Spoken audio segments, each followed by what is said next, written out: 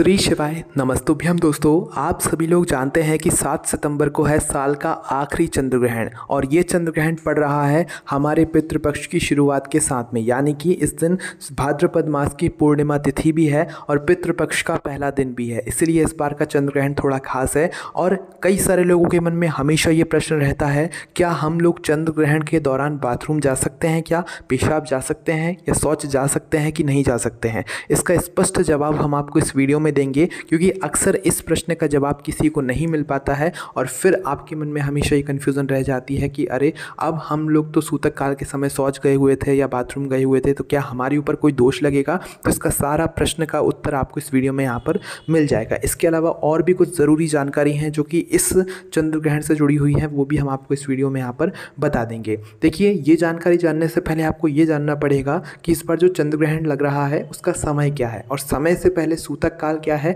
वो भी आप लोगों को ज़रूर जान लेना चाहिए। तो देखिए, इस बार जो चंद्र ग्रहण लग रहा है ये लग रहा है 7 सितंबर 2025 रविवार के दिन, ठीक है। और इस दिन भाद्रपद मास की पूर्णिमा तिथि भी है, या ये कह लो कि पितृपक्ष की पूर्णिमा है। पितृपक्ष का पहला दिन जो है इसी दिन पड़ रहा है। पितृपक्ष की शुरुआत इस बार चंद्र ग्रहण से ही यहाँ पर हो रही है ना। तो देखिए, इस बार जो चंद्र ग्रहण का समय है वो है दोस्तों 7 सितंबर रविवार के दिन रात को 9:58 से हमारे चंद्र ग्रहण की शुरुआत यहाँ पर हो जाएगी और इसके बाद में इसकी जो समाप्ति होगी वो होगी देर रात को 1:26 पर, है ना। तो इस हिसाब से दोस्तों इस बार का जो चंद्र ग्रहण है इसकी कुल अवधि यहाँ पर है दोस्तों 3 घंटे 27 मिनट की। 3 घंटे 27 मिनट तक हमारा ये चंद्र ग्रहण लगने वाला है और सबसे बड़ी बात, ये चंद्र ग्रहण हमारे भारत में दिखाई देगा, इसलिए इसका सूतक काल भी मान्य रहेगा और चंद्र ग्रहण से जुड़े हुए सारे नियमों का भी आपको यहाँ पर पालन करना पड़ेगा। ये ग्रहण आपको पूर्ण रूप से भारत में दिखाई देगा, ये हमने आपको यहाँ पर बता दिया है, ठीक है। अब दोस्तों यहाँ पर हम लोग जानते हैं, क्या हम लोगों को ग्रहण के दौरान क्या बाथरूम जाना चाहिए, पेशाब जाना चाहिए, क्या हम लोगों को शौच जाना चाहिए, क्योंकि कई बार लोगों के साथ ऐसी चीज़ें हो जाती हैं और उनके मन में ये प्रश्न रह जाता है। तो इस बार हम आपको अच्छे से स्पष्ट रूप से ये बात समझा देते हैं।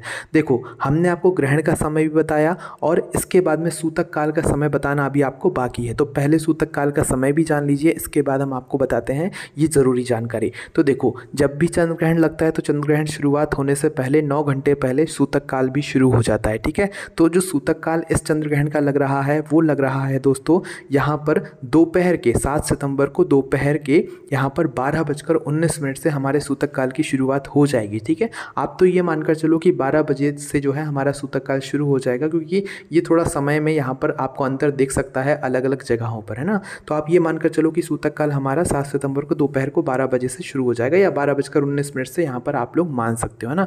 इसके बाद से सूतक काल शुरू हो जाएगा, यानी कि चंद्र ग्रहण के नियमों का आपको यहाँ पर पालन करना रहेगा और सूतक काल तभी समाप्त होता है जब चंद्र ग्रहण समाप्त होता है। ये बात हमने आपको यहाँ पर बता दी है। अब बात करते हैं उस सबसे मेन प्रश्न के बारे में जिसके लिए आप यह वीडियो देख रहे हो, क्या हम लोगों को यहाँ पर ग्रहण के दौरान, चंद्र ग्रहण के दौरान बाथरूम, पेशाब या शौच वगैरह जाना चाहिए कि नहीं जाना चाहिए, इमरजेंसी हो तो क्या करना चाहिए, ये भी हम आपको यहाँ पर बता देते हैं। देखिए, सबसे पहली चीज़, नियम ये कहता है कि चंद्र ग्रहण के दौरान ना तो आपको बाथरूम जाना चाहिए, ना पेशाब जाना चाहिए और ना शौच जाना चाहिए।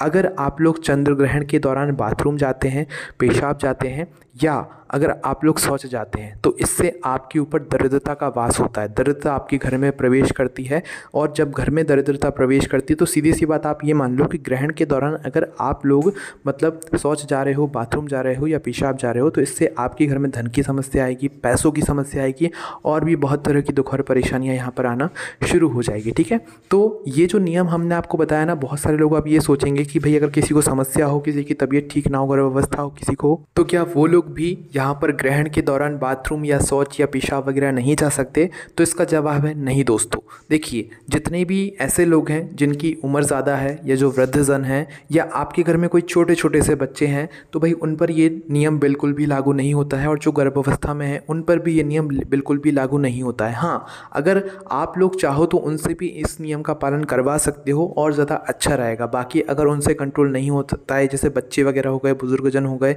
या गर्भावस्था वाली जो माताएं माताएं बहनें, उनके लिए जो है थोड़ी यहाँ पर छूट रहती है, क्योंकि उनके ऊपर सदैव भगवान का आशीर्वाद यहाँ पर बना रहता है। नियम उनको जो है छूट देते हैं ग्रहण के दौरान कुछ चीज़ों के लिए, ठीक है। बाकी अगर आप लोग भी कंट्रोल करके रख सकते हो तो और ज़्यादा अच्छी बात है। ग्रहण के दौरान बाथरूम, पेशाब या शौच वगैरह नहीं जाना चाहिए, वरना इससे हमारे घर में दरिद्रता आती है, ठीक है। अब देखो, जब भी ग्रहण शुरू हो, जैसा कि हमने आपको ग्रहण शुरू होने का समय बताया, तो ग्रहण शुरू होने से पहले आप लोग ज़्यादा पानी मत पीना। 1-2 घंटे पहले आपको जितना पानी पीना है आप लोग पी लो, क्योंकि जो आप 1-2 घंटे पहले पानी पियोगे ग्रहण की शुरुआत होने से पहले, उसके बाद में आप लोग जो पेशाब वगैरह जाना है वो ग्रहण शुरू होने से पहले चले जाना, ठीक है। पर इसके बाद जैसे ही ग्रहण की शुरुआत हो जाती है, ग्रहण की शुरुआत होने के बाद आप लोग पेशाब, बाथरूम वगैरह मत जाना, ठीक है। अगर आप लोग स्वस्थ हो, आपको कोई दिक्कत परेशानी नहीं है तो मत जाना। अगर आप लोगों को कुछ दिक्कत परेशानी है, स्वस्थ नहीं हो, कुछ दिक्कत परेशानी है ना, या आपके घर में जो बालक हैं, वृद्धजन हैं, अगर व्यवस्था है तो आप लोग जो है जा सकते हो, मजबूरी अगर आपकी है। अन्यथा नहीं है तो आप लोग भी कंट्रोल करके यहाँ पर रख सकते हो, ठीक है। तो ग्रहण के दौरान बाथरूम नहीं जाना चाहिए, पेशाब नहीं जाना चाहिए, और ना तो आपको जो है शौच जाना चाहिए, वरना आपके घर में दरिद्रता आना शुरू हो जाती है। अब कुछ लोग यहाँ पर ये बात भी सोचेंगे कि ग्रहण के दौरान हम कौन सा उठ रहे हैं, हम तो सो जाएंगे। तो भाई हम आपको बता दें कि चंद्र ग्रहण के दौरान सोया भी नहीं जाता है। जो भी लोग चंद्र ग्रहण के दौरान सोते हैं ना भाई, वो अपने आप को रोगी बना देते हैं। चंद्र ग्रहण के दौरान सोना बहुत ही बिल्कुल भी अच्छा नहीं माना जाता। चंद्र ग्रहण के दौरान अगर आप लोग सोते हो तो इससे आपके शरीर में रोग और बीमारियां धीरे धीरे करके आना शुरू हो जाती हैं। तो ग्रहण के समय आप लोग सोना भी मत। ऐसा मत सोचना कि भाई हम तो सो जाएंगे तो बाथरूम या शौच वगैरह क्या हमें को याद रहेगा, तो भाई आपको सोना भी नहीं है। ग्रहण के दौरान सिर्फ और सिर्फ भगवान के नाम का ध्यान किया जाता है, इसके अलावा और कुछ भी नहीं किया जाता है। इस बात का थोड़ा सा आप लोग ध्यान रखिएगा, ठीक है। इसके अलावा अब आपको आपके प्रश्न का जवाब मिल गया। बहुत सारे लोगों के मन में ये भी प्रश्न आएगा, क्या सूतक काल के समय भी हमें इस नियम का पालन करना है कि सूतक काल के समय भी हम बाथरूम, शौच वगैरह नहीं जा सकते? तो देखो ऐसा नहीं है। सूतक काल का समय जो है वो 9 घंटे पहले से शुरू हो जाता है, तो ये एक बहुत ज़्यादा लंबा समय हो जाता है। तो सूतक काल के समय से तो कोई भी कंट्रोल करके नहीं रख सकता है, क्योंकि सूतक काल से लेकर चंद्रग्रहण समाप्त होने तक पूरे 12 घंटे ही एक तरीके से हो जाएंगे। तो इसलिए आप लोग सूतक काल के समय बाथरूम, शौच वगैरह का इस्तेमाल कर सकते हो, जा सकते हो। पर चंद्र ग्रहण की शुरुआत के बाद से आप लोगों को शौच वगैरह नहीं जाना है, और जब तक समाप्त ना हो जाए तब तक आप लोगों को शौच या पेशाब वगैरह नहीं जाना है। माताएं, बहनें, घर के बड़े पुरुष, घर के बड़े बच्चे, सभी लोगों के लिए हमने आपको ये नियम यहाँ पर बताया हुआ है, ठीक है। तो इस बात का आप लोगों को थोड़ा सा ध्यान रखना है, और सोना भी नहीं है, ठीक है। इस समय सिर्फ भगवान के नाम का आपको ध्यान रखना है, ठीक है। इसके बाद में दोस्तों हमने आपको जो सूतक काल का समय बताया, सूतक काल के समय के पहले आपको कुछ नियमों का यहाँ पर पालन करना है, वो भी जान लीजिए। देखिए, जब सूतक काल शुरू होता है तो सूतक काल की शुरुआत से पहले आपको अपने घर की कुछ जगहों पर कुशा या तो काली तिल या तुलसी जी की पत्ती ज़रूर रख देना चाहिए। इससे वह आपकी जो जगह रहती है वह शुद्ध रहती है, उस पर कोई भी ग्रहण का प्रभाव नहीं पड़ता है। सबसे पहली चीज़, आपको ग्रहण के दौरान या सूतक काल के समय में अपने घर में भोजन नहीं बनाना चाहिए, और ना तो भोजन बनाकर पका हुआ भोजन रखना चाहिए, ठीक है। सूतक काल के पहले ही आप लोगों को भोजन वगैरह सब कुछ बनाकर खा लेना चाहिए। बचा है तो वो किसी जीव को दे देना चाहिए।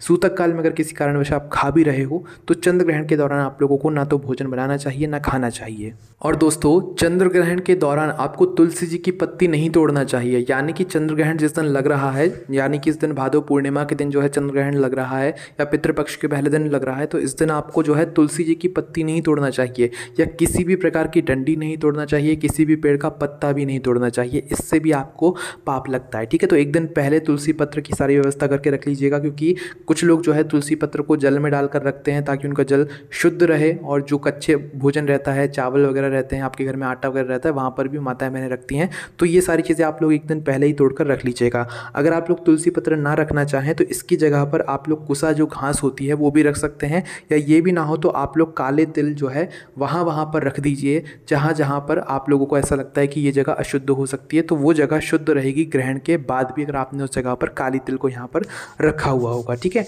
इसके बाद भले सूतक काल लग जाए, ग्रहण लग जाए, कुछ उस जगह पर जो है आपको प्रभाव नहीं पड़ेगा। और दोस्तों, जब ग्रहण समाप्त हो जाएगा उसके बाद का एक बार एक बहुत बड़ा प्रश्न लोगों का आ रहा है, क्या ग्रहण समाप्त होने के तुरंत बाद हमको नहाना ज़रूरी है? क्योंकि क्योंकि इस बार जो ग्रहण की समाप्ति हो रही है वो देर रात 1:26 पर हो रही है, तो उस समय तो रात्रि का समय रहेगा, तो उस समय नहाना ज़रूरी है क्या? तो इसका जवाब है नहीं दोस्तों, उस समय आपको नहाना बिल्कुल भी ज़रूरी नहीं है। हाँ, किसी का मन है तो वो नहा सकता है, ठीक है, पर सभी लोगों को अगर मन नहीं है तो आप लोग सुबह उठ कर नहाएं। बस आपको एक चीज़ का ध्यान रखना है कि रात्रि में आप जिस बिस्तर पर सो रहे हो या जिस चादर को बिछाकर आप सो रहे हैं, सुबह जब आप उठें तो भाई आप उस सोए हुए मतलब जिस भी बिस्तर पे आप सो रहे हैं कोई दिक्कत नहीं है, पर आपने जो चादर बिछाया हुआ था मात्र उस चादर को आप लोग धो लीजिएगा, है ना।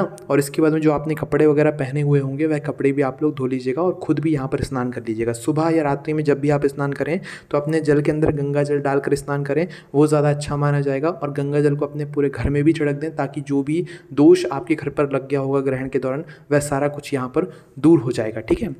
तो ये सारी चीज़ों का आप लोगों को ध्यान रखना है। इसके अलावा दोस्तों ग्रहण समाप्त होने के बाद ज़रूर नहाना चाहिए, भले सुबह नहा लेना पर ज़रूर नहाना, ठीक है। स्नान करना ज़रूरी होता है और नॉर्मल पानी से नहीं, आप भले एक बाल्टी भर कर रख लो पर उसमें गंगा जल मिलाकर ही आप लोग स्नान करना, तभी आप लोगों को यहाँ पर एक तरीके से शुद्धि रहेगी, ठीक है। इसके बाद में दोस्तों ग्रहण के दौरान ना कुछ चीज़ों का यहाँ पर आपको ध्यान रखना चाहिए, जैसे कि ग्रहण के दौरान आप लोगों को लोहे की चीज़ों का स्पर्श नहीं करना चाहिए, है ना, और ताला वगैरह आपको इस समय नहीं लगाना चाहिए, है ना। गर्भवती माताओं बहनों को तो विशेष रूप से है कि भाई उन लोगों को इस समय में कैंची, धारदार चीज़ें, नुकीली चीज़ें, क्योंकि ये सारी चीज़ें लोहे की होती हैं, तो भाई इनका स्पर्श बिल्कुल भी नहीं करना चाहिए और सभी को नहीं करना चाहिए। सीधी सी बात यहाँ पर हम आपको ये बता रहे हैं, ठीक है। इसके अलावा दोस्तों आप लोगों को जो है ग्रहण के दौरान मतलब किसी का भी अपमान नहीं करना चाहिए, ज़्यादा बातें नहीं करना चाहिए, करना चाहिए तो सिर्फ भगवान के नाम का ध्यान करना चाहिए। आपको शायद पता होगा कि ग्रहण के दौरान भगवान के नाम का जो जप का फल होता है वो हमें कई गुना बढ़कर मिलता है। आपको अगर गुरु मंत्र मिला हुआ था आप उस गुरु मंत्र का जाप कीजिए,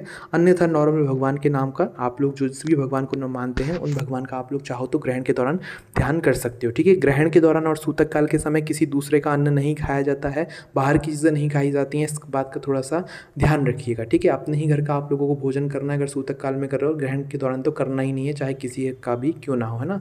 इसके अलावा अगर आपके मन में कोई भी प्रश्न है इस चंद्र ग्रहण से जुड़ा हुआ जो कि इस साल का आखिरी चंद्र ग्रहण है, जिसके बारे में हमने आपको यहाँ पर सारी जानकारी भी दे दी है, अभी भी अगर आपके मन में कोई प्रश्न है तो सारी जानकारी आपको हमारी वेबसाइट भोलेनाथ.com पर भी पढ़ने के लिए यहाँ पर मिल जाएगी, ठीक है। ओम नमः शिवाय, जय भोले बाबा, श्री शिवाय, नमस्तुभ्यम।